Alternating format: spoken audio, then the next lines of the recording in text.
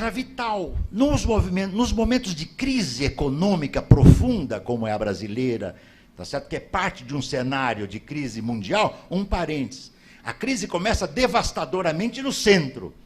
2008, 2009, 2010, 2011. Mas essa crise no centro, tá certo? Um pouco que por camadas e por ondas, chega um pouco tardiamente nos países intermediários, nos chamados BRICS. E chega de modo devastador no sul do mundo, e chegou.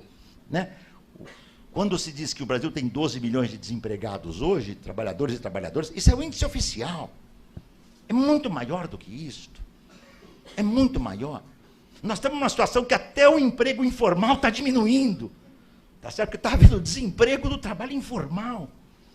Quer dizer, é um cenário, digamos, profundamente difícil. E é nesse momento que a contra-revolução burguesa no Brasil, para de novo lembrar, né, o Florestan, dá um seu novo golpe.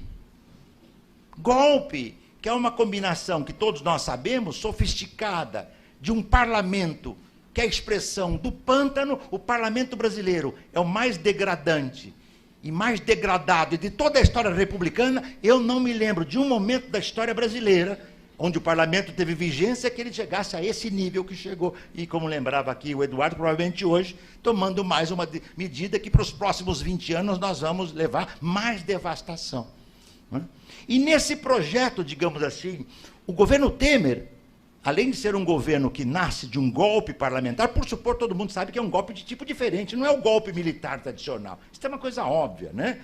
E é um golpe, inclusive, que tem ressonâncias judiciais. Eu não conheço nenhum país do mundo, não é? Nenhum país do mundo onde a conversa de um ex-presidente da República e da atual presidente, gravada ilegalmente, é colocada nas grandes redes de televisão, alguns minutos depois, já que era algo ilegal. E eu não tenho, acho que todo mundo aqui conhece, né? Eu não estou dizendo que esse golpe é porque tínhamos um governo maravilhoso, que estava fazendo mudanças profundas, nada disso.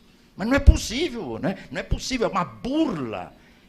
São traços de excepcionalidade, né? E esse é um, há muitos outros, como nós estamos vendo todo dia, né? O que faz o que o Agamben chama de um Estado, quer dizer, um traço dos chamadas aspas, democracia moderna, né?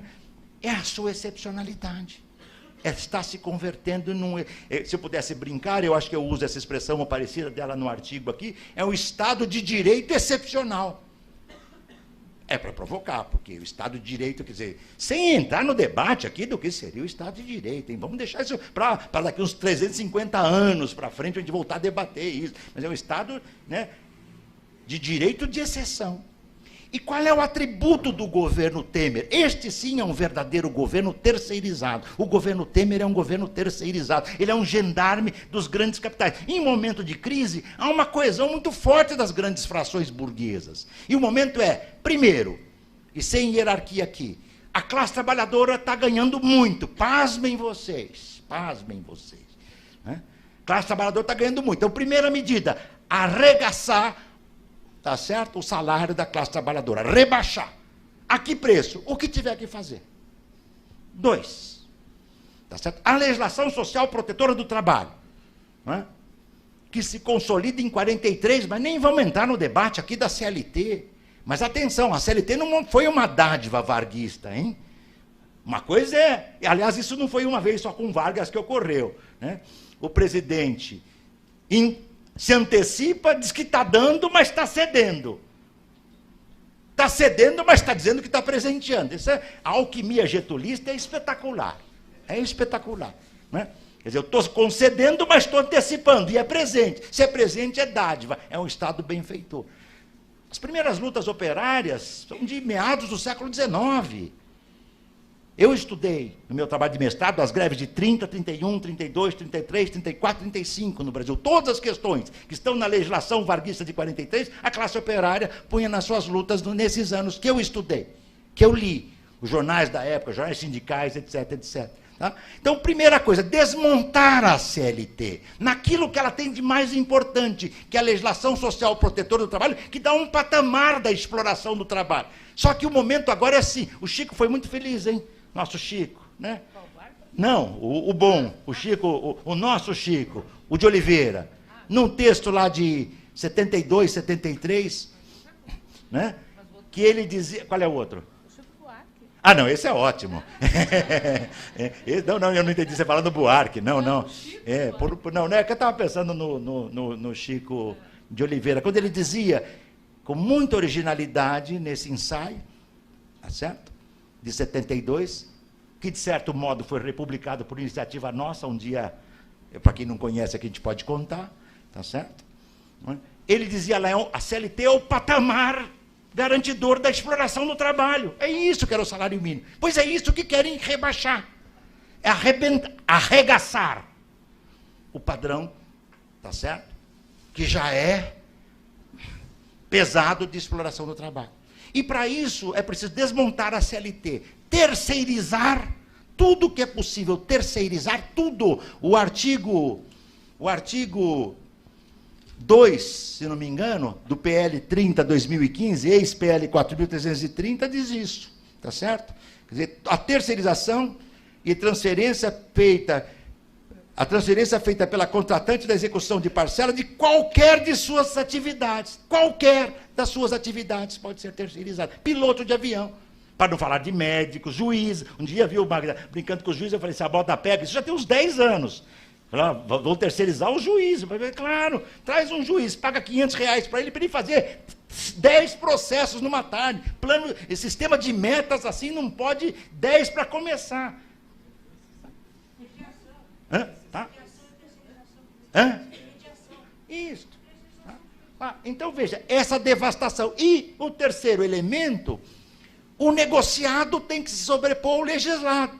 Porque para você burlar aquilo que... Porque a CLT tem para a classe trabalhadora, tal como eu tento entender, o sentido um pouco no seu lado positivo. Tem um lado nefasto da CLT, que eu não vou nem entrar aqui, que fundamentalmente é o lado sindical, que também é complexo, mas a gente deixa para um debate. Né? Nesse caso da CLT, né, para você desmontar a CLT, você cria a prevalência do negociado sobre o legislado. E com isso eu vou terminar, porque eu acho que eu estou chegando no tempo, eu ainda tenho um pouquinho? Então eu vou tentar terminar. E com isso você tem uma situação, tá certo? Onde você desmorona e você cria a sociedade da terceirização total. Eu disse numa entrevista para o Brasil de Fato, há umas 3 semanas atrás, era uma metáfora, mas era para provocar. O jornalista ou a jornalista que sacou a coisa, botou na hora. Professor, sociólogo, disse que o governo Temer quer recuar a 1888. Era isso que eu estava dizendo mesmo. Se deixarmos, o governo Temer quer recuar a 1888. Porque o que aconteceu em 1888? Foi a decretação oficial, tá certo? Do fim do trabalho escravo no Brasil.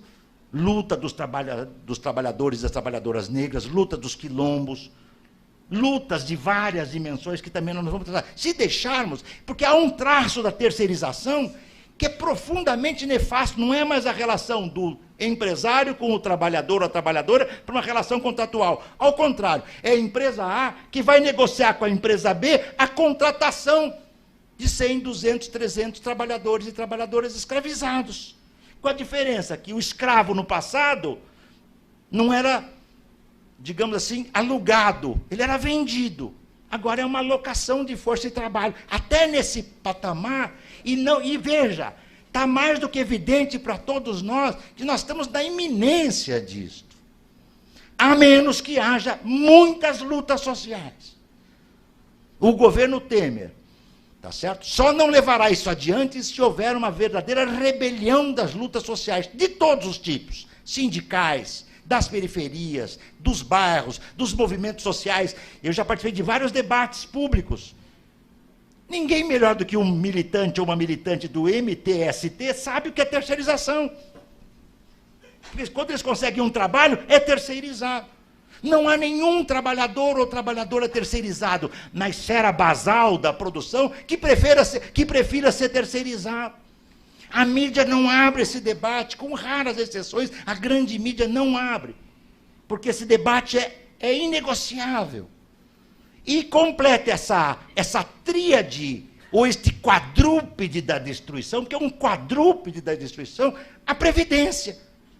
Bom, nós temos aí muitos milhões de trabalhadores e trabalhadoras desempregados, homens, mulheres, brancos, negros, indígenas, jovens. Não é? É mais ou menos óbvio, qualquer criança entenderia, que se a gente prolongar o tempo de trabalho, nós vamos aumentar o desemprego. Ao passo que se nós reduzíssemos o tempo de trabalho na jornada diária ou na longevidade de 65 para 60, para 55 anos, nós teríamos trabalhadores e trabalhadoras se aposentando antes e abrindo espaço para outros. Como a lógica é destrutiva, isso não se coloca. Então nós entramos num quadrúpede da destruição comandado por um governo que é ilegítimo e que é frágil, e que só as lutas sociais poderão derrotar. Era isso que eu queria ajudar nesse debate. Acho que é um momento vital, né? É vital, e as classes trabalhadoras, né? Como sabem que a terceirização, não há nenhum terceirizado que não queira passar para a condição de seletista. E não há nenhum seletista na esfera de base do mundo do trabalho, né? Eu não estou tratando de esferas lá que dispõem de capital cultural, isso vamos deixar para um outro debate, né?